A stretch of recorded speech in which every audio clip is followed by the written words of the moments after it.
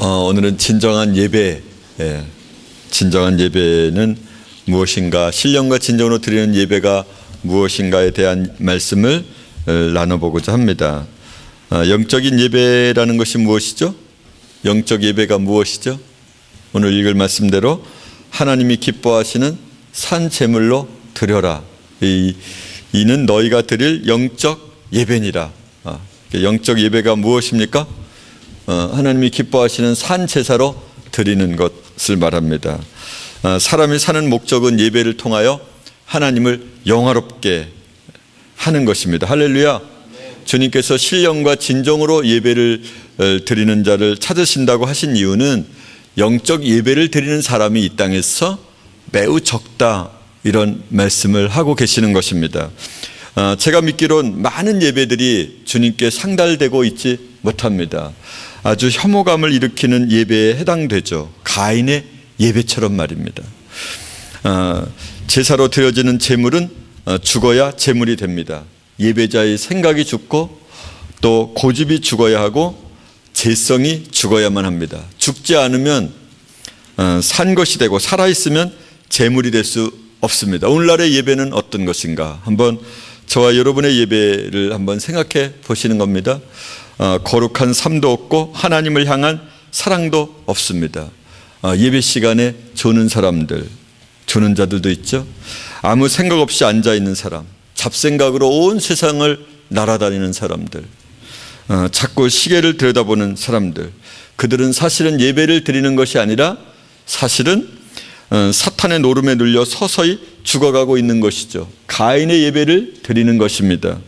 예수님의 영적인 예배를 받으신다는 말씀을 도외시한 것입니다.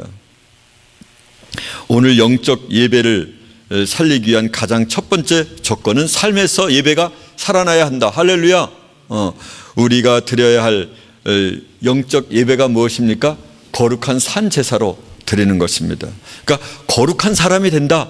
삶에서 예배가 시작되어야 된다라고 하는 것이죠. 말씀을 순종하는 삶이 거룩한 향기로 하나님 아버지께 드려져야만 합니다. 아무리 많은 교회당에서 아무리 많은 사람들이 아무리 자주 모인다고 하더라도 이 땅에 하나님의 나라가 임하는 것이 아닙니다. 여의도에서 세계에서 제일 큰 교회가 그곳에 있지만 세상을 변화시키기는커녕, 여의도도 변화시키기는커녕 세상에 있는 모든 문제를 만들어내게 됩니다. 교회가 온 세상을 담겠다는 망상을 버려야만 합니다. 우리는 온 세계를 교회로 만들어야 되는 것이죠. 성도 한 사람 한 사람을 진정한 예배자로 만드는 것, 이것이 진정한 교회를 탄생시키는 것입니다. 저와 여러분이 이제까지의 말씀에 비춰보면은 진정한 교회가 거의 없다, 이렇게 생각이 되시죠? 그 많은 사람들, 수천 수만의 사람들 가운데서 진정한 예배를 드리는 사람이 그 중에 한두 명이 있을까 말까, 그렇게 말입니다. 어떤 사람은 심지어는 호주에서 2명, 남한에서 3명, 미국에서 5명, 이렇게 있다라는 것 아닙니까? 이렇게 예언하는 사람도 있습니다. 그럴 것 같지 않습니까? 각자의 가정에서 진정한 예배자로 각자의 가정에서 예배를 드리는 사람, 그런 교회가 되는 사람, 그래서 그들의 이웃을 초청해서 각 가정을 교회로 만들어가는 사람, 이런 사람들, 이렇게 하나님을 예배하도록 가르친다면 온 세상이 교회가 될 날이 그리 멀지 않은 것 같습니다. 오늘날의 교회가 하나님의 원하시는 모습이 아니라면 이런 교회는 가면 안 됩니다. 절대로 가면 안 됩니다. 그것은 이미 교회가 아닐 뿐만 아니라 그 교회를 다니는 사람들도 교회를 다니지 않는 사람들과 함께 동시에 멸망할 것이죠. 여러분 중에는 목사의 자녀도 있고 장로의 자녀도 있을 것입니다. 여러분이 알고 있는 교회의 모습은 어떠합니까? 교회는 이미 교회가 아닙니다. 언제 어디서든 하나님을 예배할 수 있는 사람, 자기 스스로가 진정한 교회가 되는 사람, 이런 사람이 영적인 예배를 드릴 수 있는 것이죠. 영적인 예배라고 하는 정의가 바로 그런 말씀이니까요. 가장 중요한 예배는 혼자만의 예배를 말합니다. 스스로 예배를 드릴 수 없는 사람은 모여서 드리는 이 회중 예배를 드릴 수 없게 됩니다. 실패할 수밖에 없습니다. 그래서 교회는 예배를 가르쳐야 하고 한 사람 한 사람을 훌륭한 영적 예배자로 양육해야만 합니다. 그러나 오늘날 교회는 예배를 가르치지 않습니다.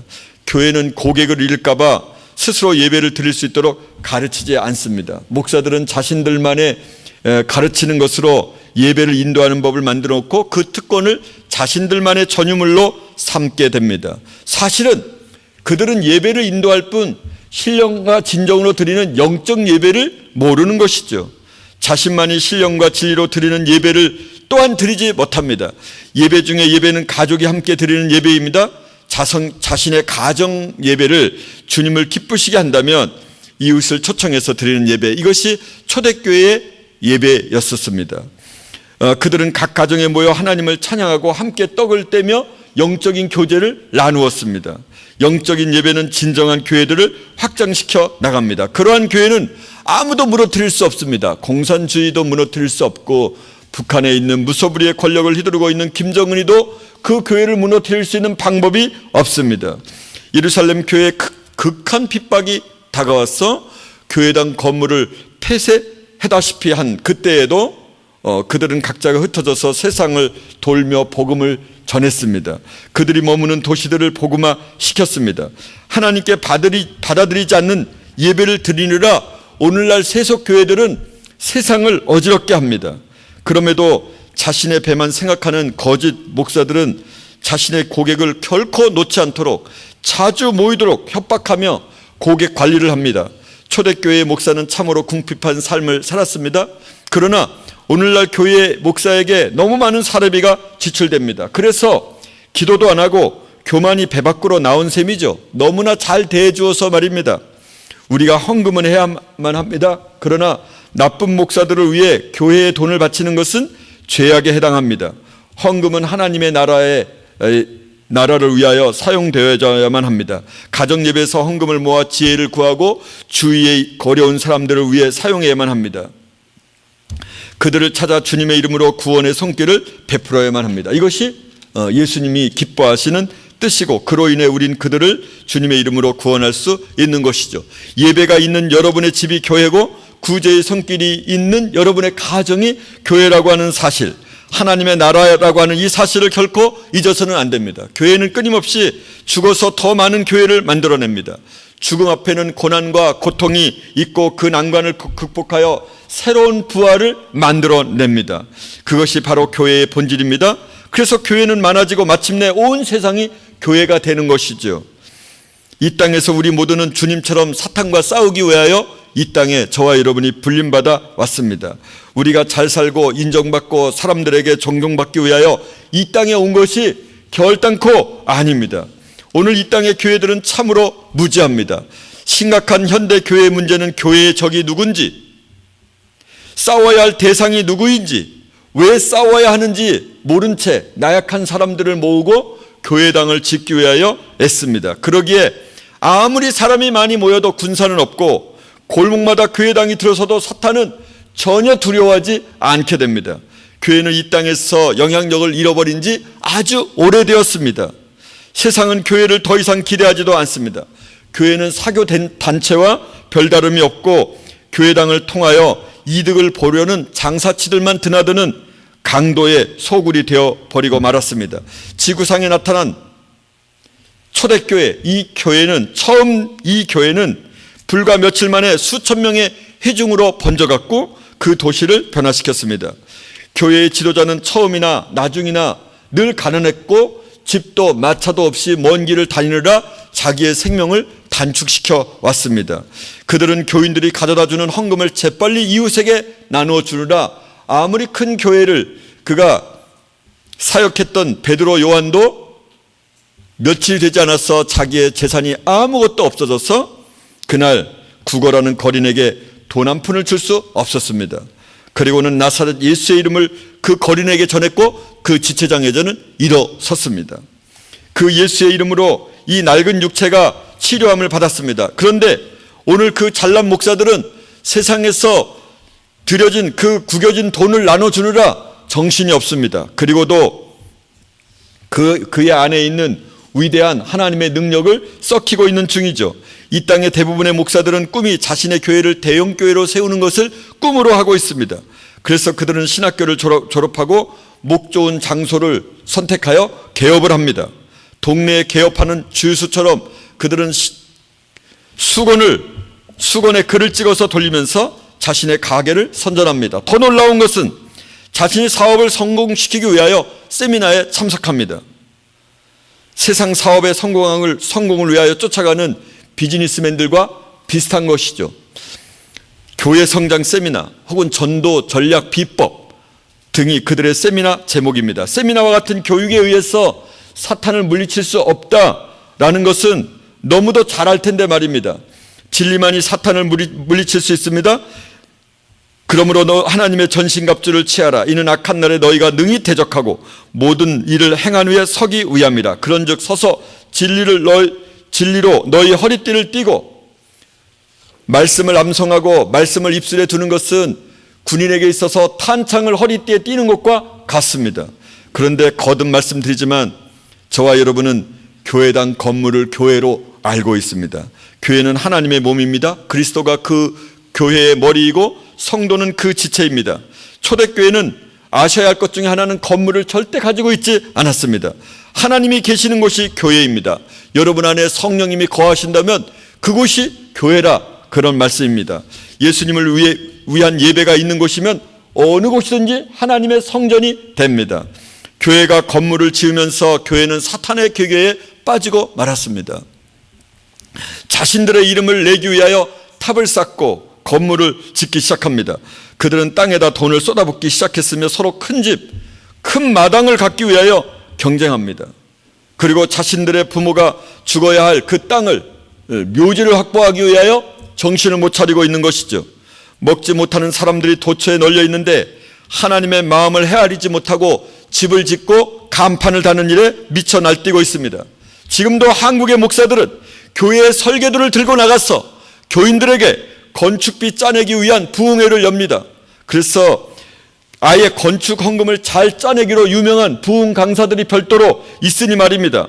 오전에 말씀을 드렸듯이 사도행전 2장 37절에서 47절의 말씀을 보면 당시의 세상은 교회를 존경했으며 교회 사람들은 경외심을 가졌습니다. 뿐만 아니라 당시의 세상은 교회를 두려워했습니다. 하지만 지금의 세상의 사람들은 교회를 비방하는 것이 보편화되었습니다. 그 비방은 아주 이런 타당성이 많은 비방 말입니다. 그들은 목사를 뭐라 부르냐면 먹사라 부르기를 주저하지 않습니다. 건물을 벗어날 때 교회가 살아납니다. 교회당이 없어졌을 때 교회가 살아난다는 것입니다. 교회를 짓는 순간 교회는 외딴 섬처럼 세상으로부터 고립되고 세상 사람들로부터 외면당하기 시작합니다. 거둬진 그 돈들을 한 줄을 넘기지 말고 가난하고 헐벗는 사람들에게 나누어 주어야만 합니다. 죽어가는 세상에서는 늘 배고프고 헐벗은 우리가 도와줘야 할 그런 사람들이, 억울한 일을 당한 사람들이 수두룩하게 쌓여 있습니다. 초대교회의 특징은 나누고 또 나누었습니다. 그 나눔이 주님의 뜻이고 모두가 기뻐하는 것이었습니다. 초대교회 사람들은 자신들의 땅을 팔아 사도들의 발 앞에 두었습니다. 그런데 오늘날의 교인들은 교회에 헌금 내기를 꺼려하고 그 잘난 11조를 내느라 계산기를 두드립니다. 그러기에 목사들은 예배 때마다 헌금 이야기를 꺼내고 돈을 내야 복을 받는다고 자신도 어색한 억양으로 그렇게 소리를 고래고래 지릅니다. 교회를 짓고 관리할 돈으로 세상을 구제하고 사람들을 살렸다면 이미 이 땅에 하나님의 나라가 임하고도 남았을 것입니다. 이미 주님이 이 땅에 아마 오셨을 것입니다. 예배는 아무 곳에서나 드릴 수 있습니다. 학교에서 드릴 수 있고 공연장을 사용할 수 있고 벌판이면 어떻고 거리에 한모퉁이면 어떠합니까? 그러나 요즘 목사들은 오로지 자신의 교회를 사람들로 채우기 위하여 사람들이 번쩍거리는 호텔을 짓듯이 남보다 더 의리의리하고 더 큰 교회를 짓고자 발버둥을 칩니다. 교회를 짓기 위하여 빚을 내기도 하고 부도가 나는 교회가 있습니다. 아니, 아무리 잘 지어진 교회가 있어서 재정이 아무리 잘 돌아가는 교회가 있더라도 세상에 칭송을 못 받기는 마찬가지입니다. 왜 처음 1세기 교회가 세상에 칭송을 받았는지, 세상의 두려움의 대상이 되었는지를 오늘의 교회와 목사들은 생각해 보지도 않습니다. 초대교회는 교회당이 없는 교회였습니다. 진정한 교회였었죠. 교회당이 없어 안으로 들어갈 일이 없었던 그 교회는 온 세상을 교회로 만들었습니다. 할렐루야! 저와 여러분도 온 세상을 교회로 만들어야만 합니다. 골목마다 하나님을 찬양하는 소리가 넘쳐났고 온 세상 사람들은 그 교회를 알았습니다. 초대교회를 말입니다. 교회를 지으려고 돈을 낭비하지 않았던 그 교회는 그 돈으로 세상을 먹었고 세상 사람들은 교회를 사랑하고 존경했습니다. 그들은 그 초대교회들은 도시를 정복하는데 몇 달이 걸리지 않았습니다. 그 교회들은 다른 도시들로 퍼져나갔습니다. 이것이 교회입니다. 교회는 하나님을 높여 예배하고 세상을 구하는 것입니다. 그 일에 우리가 온 힘을 바쳐야 하는 것이죠. 모여서 하나님을 예배하고 흩어져서 세상을 돌아보는 것, 그렇게 함으로써 이 세상이 하나님을 예배하도록 하는 것, 이것이 초대교회의 모습이었습니다. 우리도 그 모습으로 돌아가야만 합니다. 초대교회는 그 많던 돈을 다 사회의 가난한 자들에게 나누어 주었기 때문에 흉년이 들었을 때에도 그들이 정작 먹을 것이 없어서 이웃 교회의 도움을 받기도 했었습니다. 그들은 나누었기 때문에 정작 자신들은 언제나 가난했고, 그래서 교회는 늘 깨끗했습니다. 예배가 있는 것이 교회입니다. 교회의 존재 목적은 오로지 하나님께 예배를 드리는 것입니다.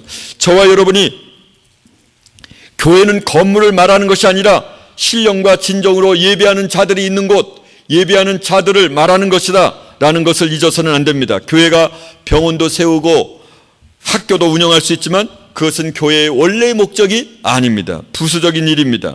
영적 예배만이 교회의 일이고 하나님을 영화롭게 하는 일만이 사람들의 첫 번째 되는 목적입니다. 얼마나 많은 사람들이 세상을 위한다고 병원을 세우고 학교를 운영한다고 머리를 싸매며 하나님을 향한 영적 예배를 소홀히 했는가 말입니다. 선교지의 선교사들도 마찬가지입니다. 여러분들이 만약 저와 여러분이 선교사라면 여러분들도 그럴 수 있습니다. 그들이 본래 임무가 복음 전하는 일임에도 불구하고 맨날 일을 벌이느라, 교회 건물을 지느라, 사람들에게 한글을 가르치느라, 태권도를 가르치느라, 그들은 거룩한 하나님이 선교지에서 매니저가 되고 건축업자가 되고 태권도 사범이 되어 헛된 땀을 흘리고 있습니다. 복음이 핵폭탄처럼 그토록 위대한 것임에도 불구하고 복음은 전하지 않고 꼭 빵이 있어야 한다고 그렇게 외칩니다. 여러분, 가정이야말로 하나님이 만들어주신 이 세상에서 유일한 최초의 공동체라는 것을 잊지 말아야만 합니다. 모든 가정이 하나님을 예배하는 교회가 될 때 하나님의 나라는 이 땅에 세워지게 됩니다. 가정의 교회가 되는 일에 가장 큰 걸림돌이 되는 것이 바로 이 땅에 세워진 교회당들입니다. 가정이 하나님을 예배하는 일을 돕지 못하고 헌금을 가지고 교회당으로 들어오도록 미혹하는 것은 교회당이 저지르는 가장 큰 잘못입니다. 가정교회가 든든히 서가면 지역교회는 부패할 수가 없습니다. 교회에 임하신 성령님을 존중하고 그분의 마음을 알아서 순종했더라면 그 결과가 달라졌을 것입니다. 그들이 교회를 더 크게 짓는 일을 포기하고 한 사람 한 사람을 교회로, 예배자로 양육했더라면 이 나라는 이미 하나님 나라로 변했을 것입니다. 서울은 예루살렘이 되었을 것이고 경기 지역이 유대 땅이 될 것이고 기타 다른 지역은 사마리아 지역이 됐을 것이고 다른 이웃 나라는 벌써 땅끝이 되었을 것입니다. 그들은 그 소중한 헌금한 돈들을 그 큰 건물의 유지비로 그리고 직업 목사들의 뒤치다거리로 탕진하고야 말았습니다. 가슴을 칠 일입니다. 교회의 부흥, 이것은 끝없이 흩어져 더 큰 하나가 되는 것입니다. 광야의 불처럼 타오르던 초대교회는 처참한 박해로, 수레반의 순교로 인하여 그야말로 진정한 교회로 그렇게 성장하게 됩니다. 모든 성도들은 그 박해를 피해 흩어졌습니다. 집과 땅을 잃고 방랑자와 유랑자의 길을 걷게 됩니다. 수만 명이 집을 잃고 유랑하는 사람처럼 벌판에 흩어지고 있었지만 그들은 진정한 교회를 그렇게 가슴에 타오르는 복음을 안고 이 마을 저 마을을 돌며 복음을 전하고 사람들에게 교회를 만들어가고 있었습니다. 여러분, 이것이 초대교회를 처음 교회를 사용하신 하나님의 계획이었습니다. 할렐루야! 저와 여러분도 꼭 그런 사람이 되어야만 합니다. 하나님의 아들 예수 그리스도의 피를 통하여 처참한 고난을 통해서 이 땅을 구원하신 것처럼 오늘도 순교자적인 삶을 통하여 우리의 삶을 통해서 이 나라의 이 민족 가운데서 세계 모든 나라 가운데서 하나님의 나라가 임할 수 있게 하신 것입니다. 교회당이 없어져야 교회가 살아납니다. 교회당이 없어져야 이 땅에 하나님의 나라가 임하게 됩니다. 예배가 뭔지를 사람들은 모릅니다. 매일 예배를 드린다고 하면서도 예배가 뭔지를 알지 못하는 사람들, 신령과 진정으로 드리는 예배가 무엇입니까? 그것은 우리의 삶 가운데서 거룩한 삶을, 예배자의 삶을 말하는 것입니다. 그런즉 너희 몸을 하나님이 기뻐하시는 산 제물로 드리라. 이것이 너희가 드릴 영적 예배니라. 이렇게 말씀하셨습니다. 설교를 하고 있지만 설교가 뭔지를 사람들은 모릅니다. 세례 요한의 설교는 사람을 웃기지 않았습니다. 오늘날 그 많은 사람들이 코미디보다 더 재미있는 설교를 들으시오 라고 말할 만큼 그렇지 않았습니다. 설교는 칼로 사람들의 심령을 찔렀고 그들을 회개시켰습니다. 강도들로 하여금 선한 백성으로 성자의 길을 들어서게 했습니다. 그의 설교 앞에서 사람들의 심령은 떨었고 세속을 가던 길들을 멈추게 했습니다. 하루에 3,000명이나 회개케 했던, 구원에 이르게 했던 베드로의 설교는 그는 사람들의 마음을 후벼 팠습니다. 우리는 모두 설교자입니다. 설교자에게 성경 말씀은 호흡하는 이에게 공기와 같습니다. 하루라도 말씀이 그에게 있지 아니하면 설교자의 생명이 죽습니다. 여러분, 저와 여러분 모두가 다 설교자일 수밖에 없습니다. 물고기가 물에서 살듯 설교자의 생명은 성경 밖에서는 없습니다. 그러나 사람들은 설교를 준비하느라 이 책 저 책 세상에 있는 책들을 기웃거립니다. 세상에 있는 예화를 수집하느라 정신이 없습니다. 그것은 잘못되어 있는 것입니다. 우리는 예수 그리스도의 군인입니다. 예수님의 말씀을 애우는 것은 오늘 예배서 6장에서 뭐라고 말합니까? 군인의 허리에 띄운 탄창과 같다. 진리로 너희의 허리띠를 띠고, 이렇게 말입니다. 설교자는 언제든지 그분의 명령을 받들어 외쳐야 하는 파수꾼입니다. 하나님의 말씀을 외우는 것은 그가 하나님의 도구임을 입술로 고백하는 것이 됩니다. 여러분, 그래서 하나님의 말씀을 외워야만 합니다. 하나님의 말씀을 외움으로, 읽음으로 인하여 하나님이 사람이 되어갑니다. 설교자는 자신의 산대로 가르치는 사람입니다. 설교자가 하나님의 말씀에 철저히 순종하지 못하면 그 입술에 권위가 없습니다. 설교자는 설교하기 위하여 살아있는 사람입니다. 그렇게 설교하기 위해서 그렇게 살아야만 합니다. 여러분들도 설교하기 위해서 살아야만 합니다. 설교자의 삶이 설교를 변화시킵니다. 사는 만큼 설교하고 설교한 만큼 그렇게 설교자의 삶이 되어야만 합니다. 우리가 아는 위대한 설교자들의 삶은 곧 그들의 삶이 설교가 되고 설교로 인하여 그들이 죽음의 길로 걸어갔습니다. 위대한 설교자들처럼 저와 여러분도 그런 설교자가 되어야만 합니다. 그렇지 못한 이 시대의 설교자는 더 이상 하나님의 도구가 아닌 단지 육체로 살아남기 위한 직업군 설교자입니다. 즉 싹군 목자라는 뜻이죠. 순종을 결정하고 성경을 들여다보면 성경은 참으로 우리에게 다르게 비춰집니다. 여러분, 그래서 산상수훈으로 살아가기는 우리에게 수없이 많은 우리의 가슴을 찌르고 우리로 하여금 통곡하게 하고 우리의 삶을 변화시킬 수밖에 없도록 만듭니다. 그래서 이 땅에서 부자로 산다는 것은 그 자체가 죄악입니다. 굶주린 세상에서 함께 땅에 발을 딛고 산다면 굶주리고 있는 사람이 한 사람이라도 있는 한 우리가 배불리 먹어서는 안 됩니다. 목사는 특별한 직업을 칭하는 말이 아닙니다. 우리는 모두 목사로 부름을 받았습니다. 목사직을 감당하기 위해서는 선지자적이어야 하고 교사적이어야만 합니다. 그러므로 교회 안에서 사람들을 가르치고 하나님의 말씀을 전해야 한다는 것이죠. 그 일을 위하여 목사는 준비되어야 되고 늘 깨어 있어야만 합니다.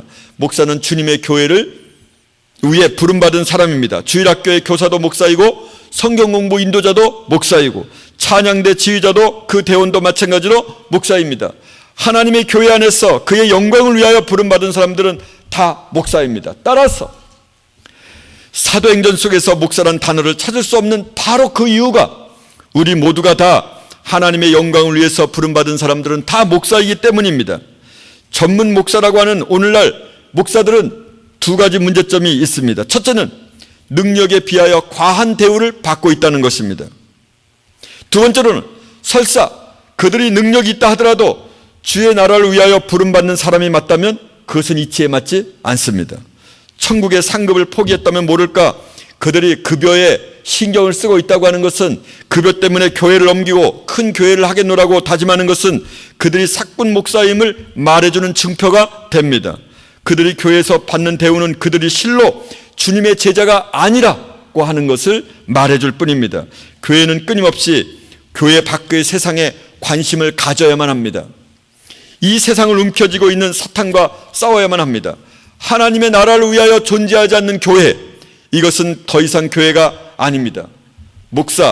이 목사는 더 이상 하나님께 속한 목사가 아닙니다. 유사교회는 어디에 속해 있습니까? 사탄에 속해 있는 것입니다.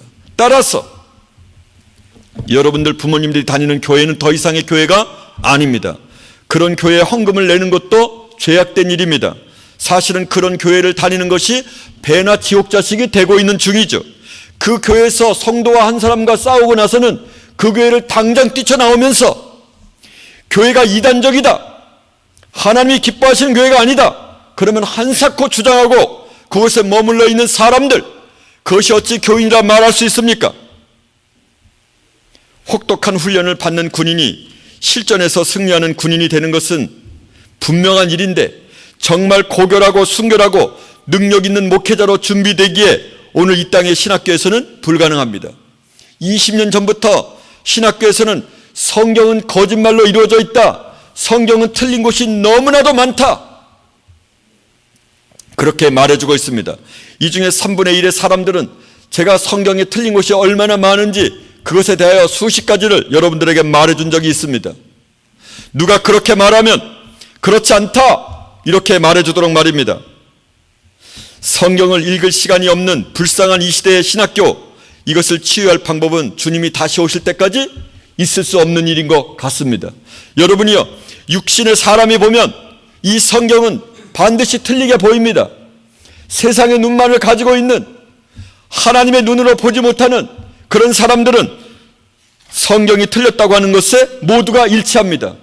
그런 분위기 가운데서 자라났던 설교자들, 목사들, 이런 사람들은 싹군 목사고 그들은 없어져야 할 대상이 됩니다. 그들의 언어를 듣는 사람은 구원을 받을 가능성이 없을 뿐만 아니라 배나 지옥 자식을 거의 갈 확률이 아주 높게 됩니다. 여러분, 여러분의 부모님들은 그 교회 안에서 살았기 때문에 무엇이 진리고 무엇이 비진리인지 전혀 알지 못합니다. 독극물을 먹은 사람이 어찌하여 그 독극물을 먹고 맨정신의 사람으로 그렇게 생각할 수 있겠습니까? 하나님은 정말 특별한 사람들만을 목사로 부르셨을까? 하나님께서는 이 땅에 하나님의 나라가 임함을 위하여 모든 사람을 목사로 불렀다고 저는 생각합니다.